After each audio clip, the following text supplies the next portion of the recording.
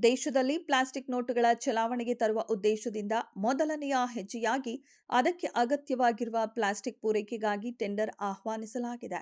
ಭಾರತೀಯ reserve bank polymer currency ನೋಟುಗಳನ್ನು ಪ್ರಾಯೋಗಿಕವಾಗಿ ಬಳಸಲು ಸಜ್ಜಾಗಿದ್ದು, Bharatiya reserve bank note Mudran private limited ತನ್ನದೇ ಆದ ಮುದ್ರಣಾಲಯಗಳಲ್ಲಿ ಮತ್ತು ಸೆಕ್ಯೂರಿಟಿ ಪ್ರಿಂಟಿಂಗ್ ಮತ್ತು ಮೀಟಿಂಗ್ ಕಾರ್ಪೊರೇಷನ್ ಆಫ್ ಇಂಡಿಯಾದಲ್ಲಿ ಕರೆನ್ಸಿ ನೋಟುಗಳನ್ನು ಮುದ್ರಿಸಲು ಬಳಸಲಾಗುವ ಪಾಲಿಮರ್ ಹಾಳೆಗಳಿಗಾಗಿ ಜಾಗತಿಕ ಟೆಂಡರ್ ಅನ್ನು ಪ್ರಕಟಿಸಿದೆ.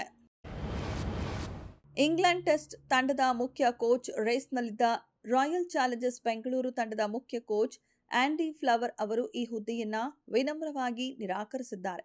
ಬ್ರೆಂಡನ್ ಮೆಕಲಮ್ ಅವರ ವಜಾದ ಬಳಿಕ ಇಂಗ್ಲೆಂಡ್ ಕ್ರಿಕೆಟ್ ಮಂಡಳಿ ಫ್ಲವರ್ ಅವರನ್ನೇ ತನ್ನ ಮೊದಲನೇ ಆಯ್ಕೆಯನ್ನಾಗಿ ಮಾಡಿಕೊಂಡಿತ್ತು. ಆದರೆ ಆಂಡಿ ಫ್ಲವರ್ ತಾವು ಆರ್ಸಿಬಿ ಮತ್ತು ಲಂಡನ್ ಸ್ಪಿರಿಟ್ ತಂಡಗಳ ಜವಾಬ್ದಾರಿಯಲ್ಲೇ ಸಂತೋಷವಾಗಿದ್ದೇನೆ, ಹೀಗಾಗಿ ಇಂಗ್ಲೆಂಡ್ ತಂಡದ ಮುಖ್ಯ ಕೋಚ್ ಆಗುತ್ತಿಲ್ಲ ಎಂದು ಹೇಳುವ ಮೂಲಕ ಎಲ್ಲ ಊಹಾಪೋಹಗಳಿಗೆ ತೆರೆ ಎಳೆದಿದ್ದಾರೆ.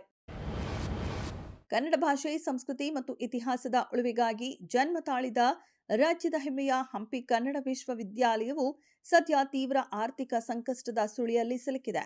ವಿಶ್ವವಿದ್ಯಾಲಯದ ದೈನಂದಿನ ನಿರ್ವಹಣೆಯು ಕಷ್ಟ ಸಾಧ್ಯವಾಗಿದ್ದು, ಕೊನೆಗೆ ಕಚೇರಿಗಳ ವಿದ್ಯುತ್ ಬಿಲ್ ಪಾವತಿಸಲು ಹಣದ ಕೊರತೆ ಎದುರಾಗಿದೆ. ಸರ್ಕಾರದ ಅಸಹಕಾರ ಮತ್ತು ಕರೆನ್ಸಿ ಅನುದಾನದ ಕೊರತೆಯಿಂದಾಗಿ ಈ ಪ್ರತಿಷ್ಠಿತ ಜ್ಞಾನ ದೇಗುಲದ ಅಸ್ತಿತ್ವಕ್ಕೆ ಧಕ್ಕೆ ತಂದಿದೆ. ಬೀದಿ ವ್ಯಾಪಾರಿಗಳ ಮೇಲಿನ ತೆರವು ಕಾರ್ಯಾಚರಣೆಯನ್ನು ತಕ್ಷಣವೇ ಸ್ಥಗಿತಗೊಳಿಸುವುದು, ಟೌನ್ ವೆಡ್ಡಿಂಗ್ ಸಮಿತಿಗಳನ್ನು ರಚಿಸುವುದು, ಬೀದಿ ವ್ಯಾಪಾರಿಗಳ ಅಧಿನಿಯಮ 2014ರ ಅಡಿಯಲ್ಲಿ ಕಡ್ಡಾಯಗೊಳಿಸಲಾದ ರಕ್ಷಣೆಗಳನ್ನು ಅನುಷ್ಠಾನಗೊಳಿಸುವಂತೆ ಅನೇಕ ಸಾಹಿತಿ, ಕಲಾವಿದರು, ಹೋರಾಟಗಾರರ, ವಿದ್ಯಾರ್ಥಿಗಳು ಬೆಂಬಲಿಸಿರುವ ಪತ್ರವನ್ನು ಸರ್ಕಾರಕ್ಕೆ ಕಳುಹಿಸಲಾಗಿದೆ. 2 ವಾರಗಳಿಂದ ಸುರಕ್ಷಿತ ಕಾಲುದಾರಿಗಳನ್ನು ನಿರ್ಮಿಸುವ ಹೆಸರಿನಲ್ಲಿ ಗ್ರೇಟರ್ ಬೆಂಗಳೂರು ಪ್ರಾಧಿಕಾರ ನಗರದಾದ್ಯಂತ ಬೀದಿ ವ್ಯಾಪಾರಿಗಳನ್ನು ಬಲವಂತವಾಗಿ ತೆರವುಗೊಳಿಸುವ ಕಾರ್ಯಾಚರಣೆ ನಡೆಸುತ್ತಿದ್ದು, ಸಾವಿರಾರು ಬೀದಿ ವ್ಯಾಪಾರಿಗಳು ತಮ್ಮ ಜೀವನೋಪಾಯವನ್ನು ಕಳೆದುಕೊಳ್ಳುವಂತಾಗಿದೆ.